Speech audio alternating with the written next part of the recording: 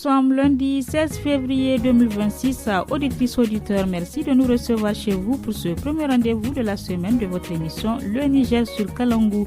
À la présentation, je suis Nefissa Adam Selfo avec moi, Mokhtar Hamadou. Bonsoir Mokhtar. Oui, bonsoir Nafissa, comment allez-vous? Très bien Mokhtar. Super, alors nos salutations à notre technicien du jour Issa Lawali et la chef d'édition Adama Dawaji. Alors Mokhtar, qu'est-ce qu'on propose à nos invités ce soir? Nafissa, nous sommes aujourd'hui lundi, il y aura la rubrique justice, vous aurez le code de région, la page sport et la rubrique loti. Et dans cette émission, vous aurez de la bonne musique 100% nigérienne. De l'entretien du jour, le professeur Bourem Alfagado revient sur l'historique de la ville de Niamey à l'occasion des festivités du centenaire de Niamey. Et c'est parti pour 35 minutes chrono d'information, d'animation, de sensibilisation, d'éducation et de divertissement via nos 52 radios partenaires. Chers auditeurs, nous vous proposons d'abord d'écouter la première musique de notre émission Le Niger sur Kalangou avant d'entamer l'entretien du jour. Alors Mokhtar, qu'est-ce qu'on propose à nos auditeurs? Et Nafissa, nous vous proposons Inakouké de Abel Zamani. On écoute.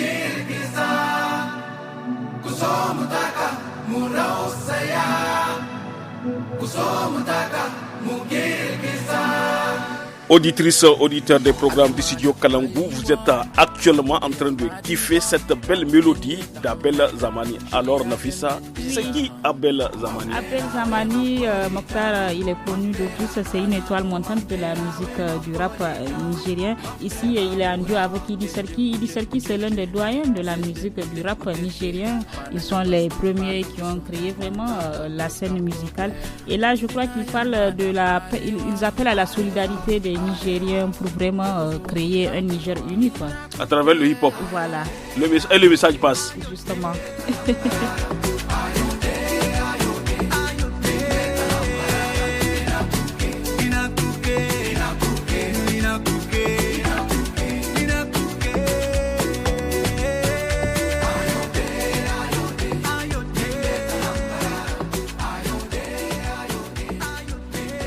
Alors, après ce son Inakouké de Abel Zamani et de Idi Serki, nous revenons au studio pour la première partie de notre entretien. En effet, la ville de Niamey, la capitale du Niger, a célébré le 17 janvier passé l'anniversaire de ses 100 ans d'existence. Pour immortaliser ce centenaire, les autorités ont mis en place un comité composé de 11 commissions Mokhtar. Exactement, Nafissa. Dans cette première partie de l'entretien qu'il nous a accordé, professeur Bourema Alpha Gado, historien, enseignant-chercheur et président de la sous-commission numéro 3 qui s'est apaisantie sur les premiers habitants, les premiers quartiers et les premières autorités administratives de la capitale nigérienne. Il est au micro du studio Kalangou. Le nom de Niamey est lié au capitaine Salma.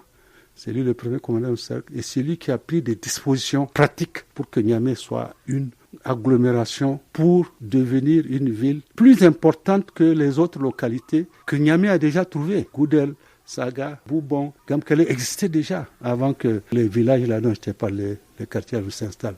Et c'est parce que le capitaine Salama a décidé que il est le premier commandant de SEC, il a pris des mesures administratives.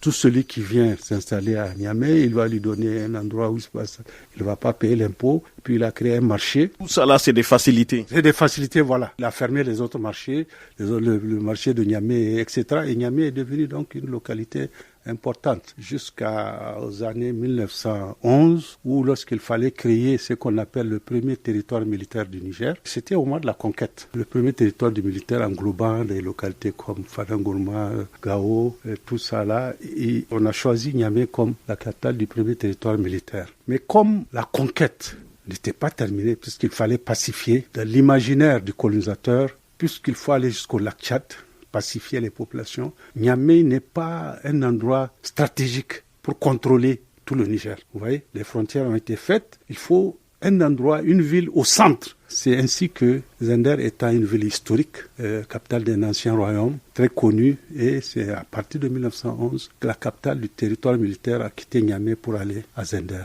Et Zender, lorsqu'en 1922, la métropole, c'est-à-dire la France, a créé les noms des territoires à changer pour devenir des colonies. Donc en 1922, Zender était la première capitale de la colonie du Niger. Donc c'était Zender jusqu'en 1926. Là, le blanc va encore, le français, ils sont indécis.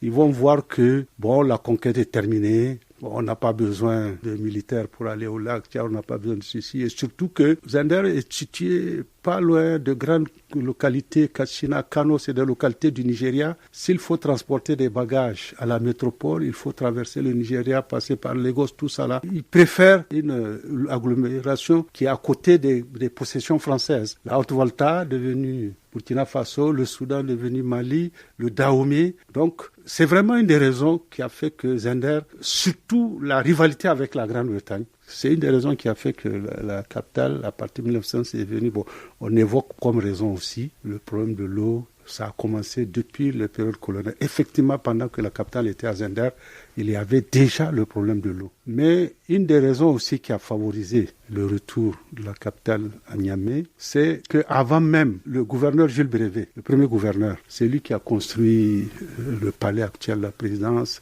les premiers dispensaires, l'hôpital actuel, qu'on appelait dispensaire Jules Brevet, la maternité, etc. Donc, dans les années 11-12, avant que la capitale soit transférée à Zender, il y avait les infrastructures, l'administration.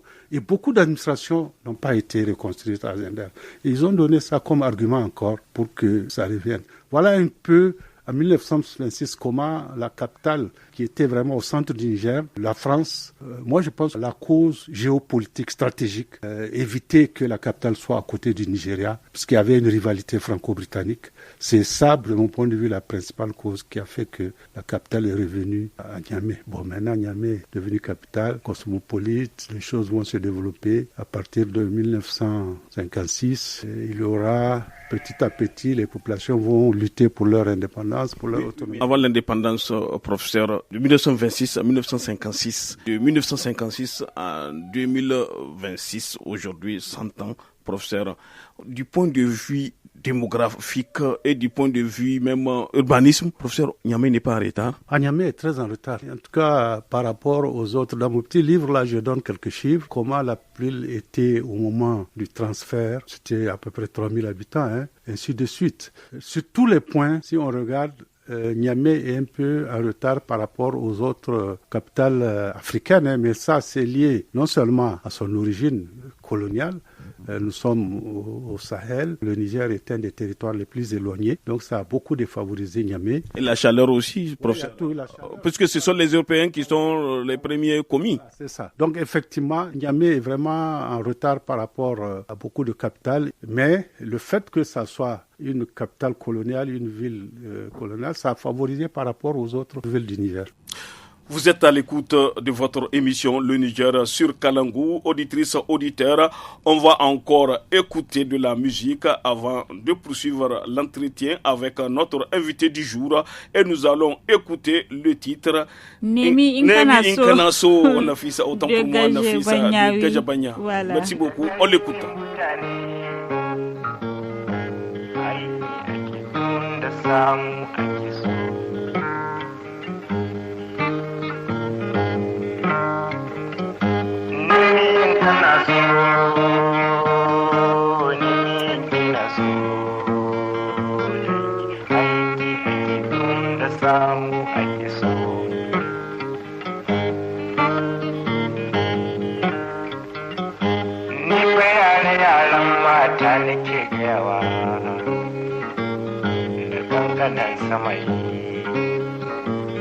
Wa'azu da iyaye, wa'azu sun rasa makai jiriya marayu.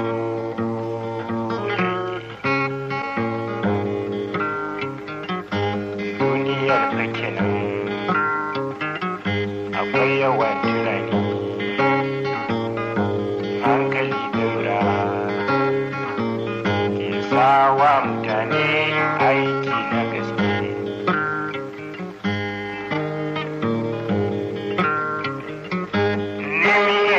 So,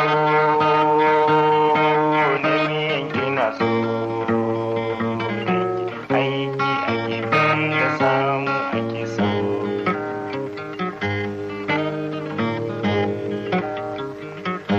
Haraka tana ci gaba kallabar musulmi, yara gangana matasa, ni gashe ku nake gayawa. Gargajiyar tamu kun ga mu zan kula ta sosai da wa'ansu kere-kere da wa'ansu sake-sake da aikin garake da kiwon busashe da aikin karatu ko farfaro muke so ko babbaku muke so zan kula su sosai.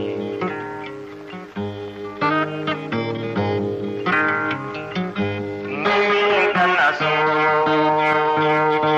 nemi gina so,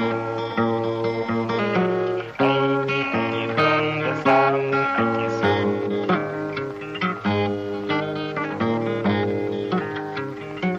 Wa'azi yankuwan namu sun so sura.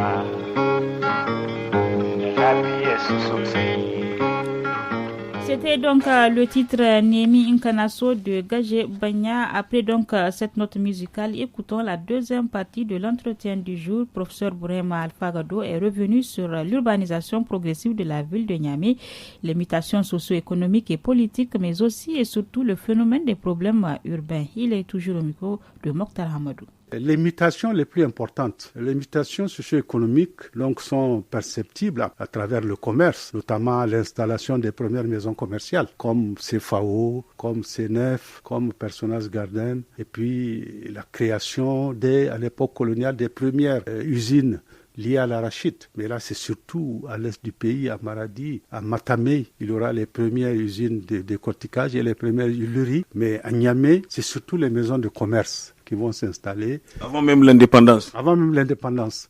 et nous aurons des mutations aussi au plan politique. C'est parce qu'après l'indépendance que la France va autoriser, le général de Gaulle va prendre la parole en 1944, après la guerre, comme les Africains ont participé à la guerre, pour dire que désormais il va laisser les populations africaines des anciennes colonies déterminer leur propre avenir, même s'ils ne parlent pas d'indépendance. C'est ainsi qu'en 1946, il y aura la création des premiers partis politiques, le RDA qui a été créé à Niamey, et puis en 1956, il y aura les premières élections pour désigner les premiers maires et les premiers gouvernements. C'est dans ce contexte que le parti Sohaba, Djibo Bakari, va gagner les élections. Djibo Bakari sera le premier maire élu de la ville de Niamey. Il sera également le premier chef de gouvernement du Niger. Bon, après 1956, Niamey va connaître un développement extraordinaire, mais avec tout ce qu'on sait comme problème urbain. De façon succincte, professeur, quels sont les problèmes urbains dont vous évoquez? Les problèmes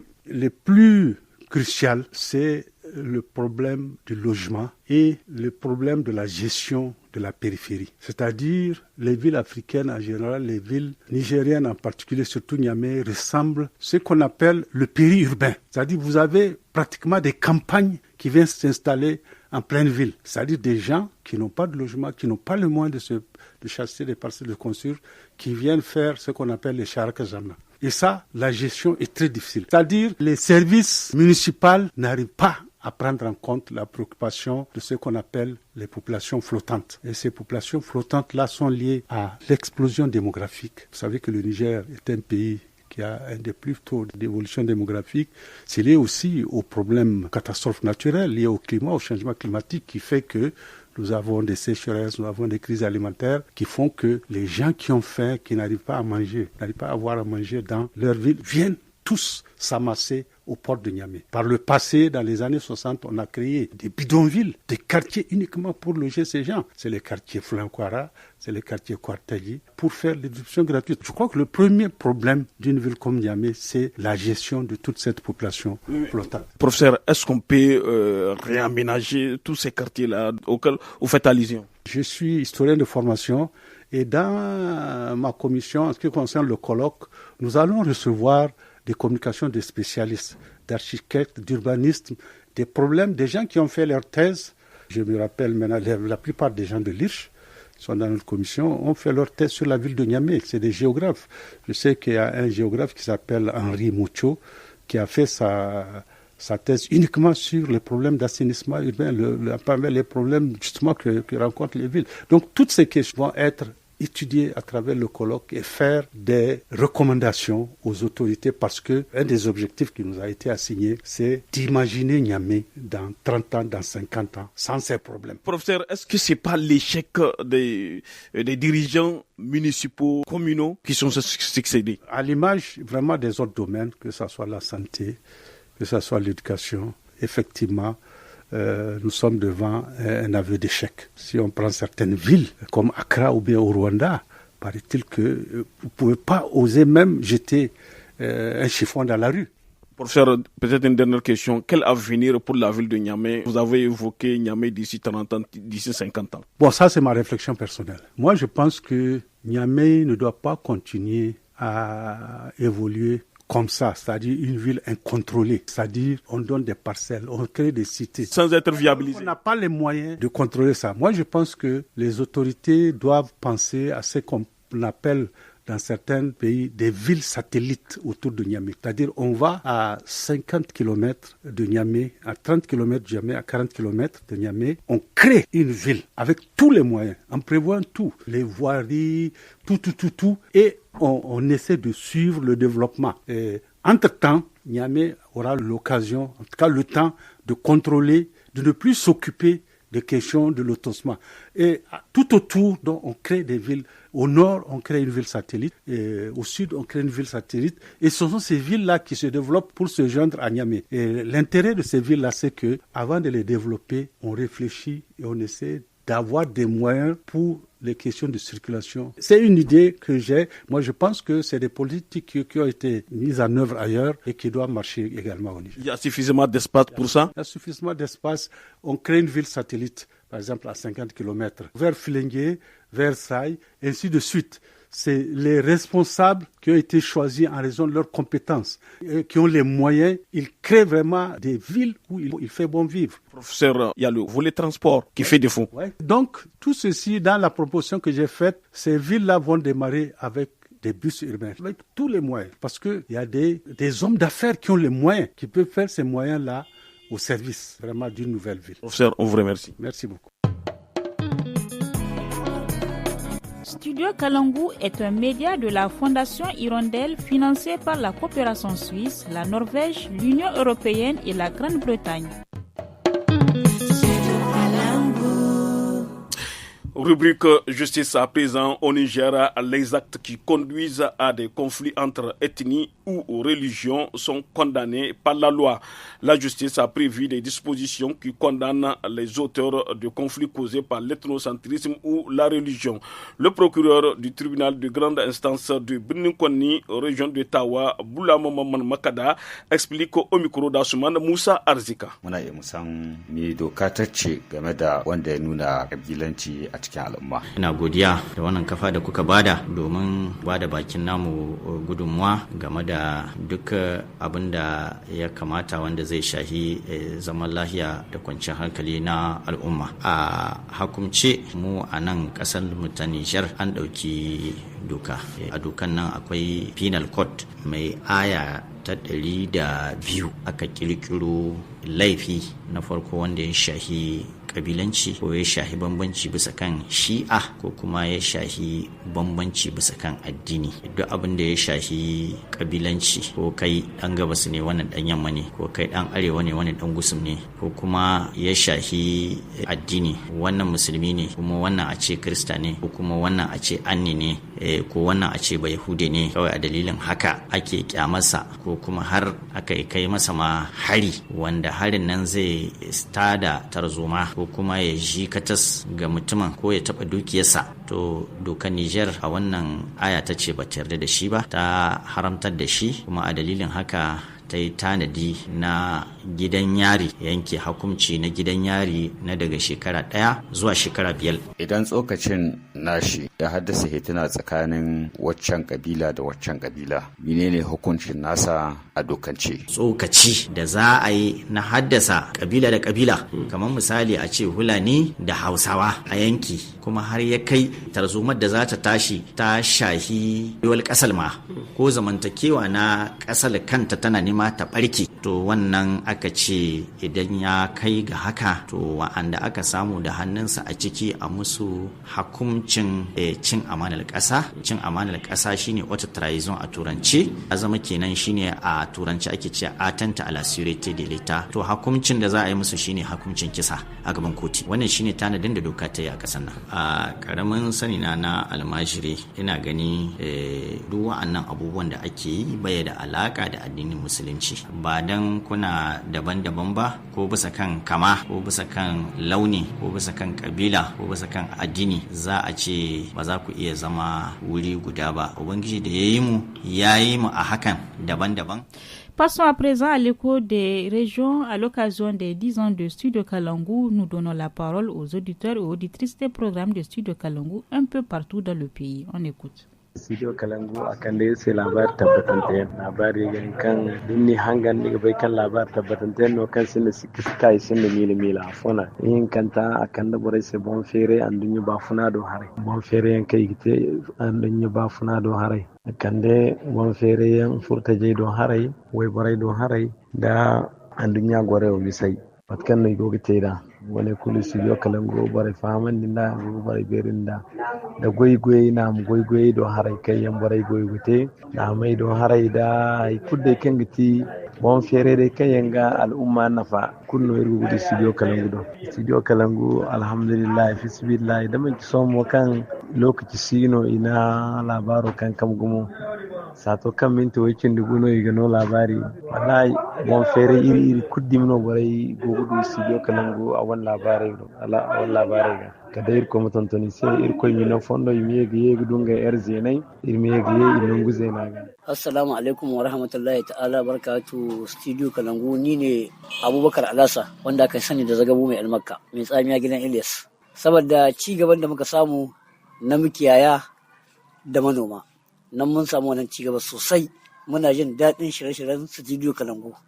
Studio Kalangu Allah ya mata albarka, ta wayar da kan mutane da dama, da wajen 'yan shaye-shaye ma, nan ma ta wayar da kan mutane. An samu cigaba, Studio Kalangu an samu cigaba ɓangaren mutane, an wayar musu da kai, da zamantakewa da sauransu. An samu cigaba sosai. Allah mata albarka Studio Kalangu. Sunana Halima, ina nan zamne cikin garin Tasawa.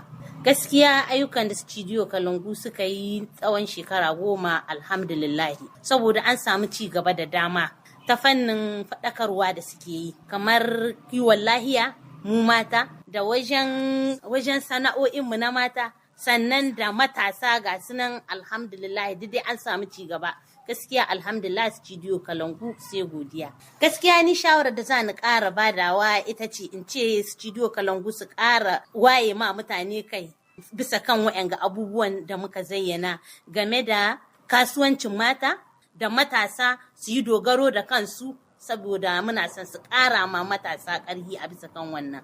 Kuma wajen labaru muna jin daɗi, gaskiya ya kamata a ce sun ƙara musu 'yan mintuttuka. Ai mayo Abdulrahman Habi te sawo ne godo gore lalle Studio Kalangu goga hangan gumgumo wata kuli goga labaro hangan labaro binde goga makani zami goga ma hal labo gundu kuna kulu halan da tilberin da agadas nan kul labari gogi hangan gumgumo labaro goga bori goga makani hanna wani kada yaran mu tonton cini cin dai gamo mega hangan borai mudu linzer labaro kulu zamai wa labari fongo dai ni hangan dai man ma Studio Kalangu mu yega yi kula te sakubun boy gine a hambar man cimino o yi gogo ma kani gumo wallahi te sawo ne godo gore. Auditrices, auditeurs des programmes du Studio Kalangu, si vous venez de nous rejoindre, vous êtes à l'écoute de votre émission Le Niger sur Kalangu.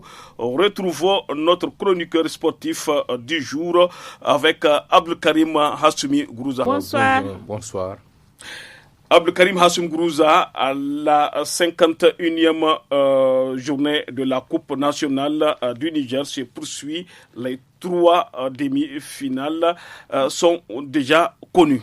Oui, le samedi dernier, AS Garde nationale du Niger a obtenu son billet devant AS Police par les séances de tir au but. 5 buts pour AS Garde, 3 pour la police. 0-0 après le temps réglementaire. En demi-finale, AS Garde sera face à AS Zam, tombeur de la Renaissance de Bokouchi sous le score de 4-0 en quart de finale. L'autre qualifié est le détenteur du trophée AS Nigelec, vainqueur de Sonenka de Tilaberi par le score de 4-0. Le dernier qualifié, la gendarmerie, après le litige avec l'Urana. Nous avons eu des éclaircissements à ce sujet. Vous allez suivre d'ailleurs les explications tout de suite. La gendarmerie sera opposée à l'AS Université de Niamey en demi-finale de cette Coupe nationale. Alors Gourouza, restons toujours dans cette compétition du Niger pour parler du match entre l'Urana d'Arlit et l'AS Gendarmerie. Oui, le match a eu lieu à Arlit.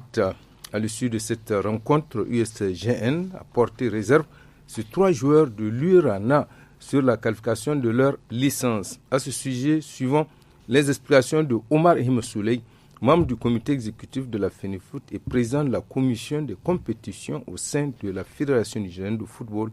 Il est au micro de Hamomoro. Il s'avère que les 3 CIT fournis par l'URANA pour l'établissement des licences ne sont pas enregistrés au niveau de TMS Niger. Ça veut dire que le TMS du Niger n'a pas émis des demandes auprès de la Fédération nigériane de football. Donc, entre parenthèses, sur ces 3 joueurs, nous avons 2 demandes de CIT revenant du Nigeria. L'autre demande, elle émane de la Fédération djiboutienne de football. Donc, ayant interrogé notre agent TMS du Niger, il nous dit, après recherche, on lui a donné tous les numéros, les noms. Après recherche dans le TMS, il ne retrouve pas et de traces.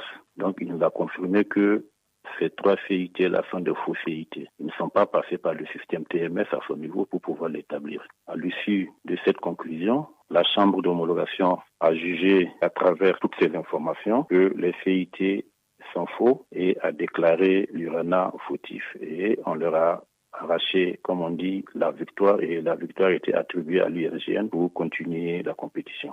Monsieur Omar, la sanction du Rana, qu'est-ce que ça peut impacter surtout à travers les compétitions? Je ne vois pas l'impact qu'il peut y avoir. C'est un club qui, jusqu'à preuve de contraire, a produit un faux document. Nous, à notre niveau, ayant mené des investigations dans notre système, au niveau de FIFA Connect, au niveau de TMS, nous avons su que c'est des faux documents, donc nous sanctionnons les clubs. Maintenant, l'impact que cela peut avoir, c'est comme vous le constatez, maintenant ça va à tout vent, mais ils n'ont vraiment pas les vraies raisons de cette sanction.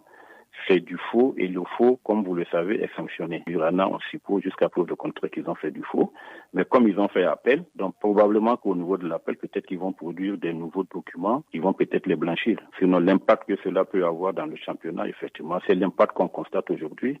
Les gens racontent ce qu'ils veulent et c'est ce qu'on ne souhaite pas aussi, quoi. Donc nous sommes vraiment un peuple frère, nous sommes tous les mêmes. Nous jouons au même football, c'est le fair play. Donc moi, c'est un appel que je vais lancer vraiment aux différents partenaires de la FENIFOOT. Il y a eu un cas de fraude, ça a été sanctionné, donc on s'en tient vraiment à ça. Ça peut arriver, donc voilà, donc c'est arrivé. Aujourd'hui, c'est l'Urana qui a été sanctionné. Demain, je ne le souhaite pas, ça pourra être un autre club qui fait dans le faux. Mais vraiment, nous pensons que nous sommes vraiment arrivés à un niveau de notre football où nous n'avons vraiment pas besoin de tout ça. Voilà, Nafissa Mokhtar, c'est tout pour aujourd'hui. Merci beaucoup, Abdelkarim Hassim Gourouza, pour toutes ces informations sportives.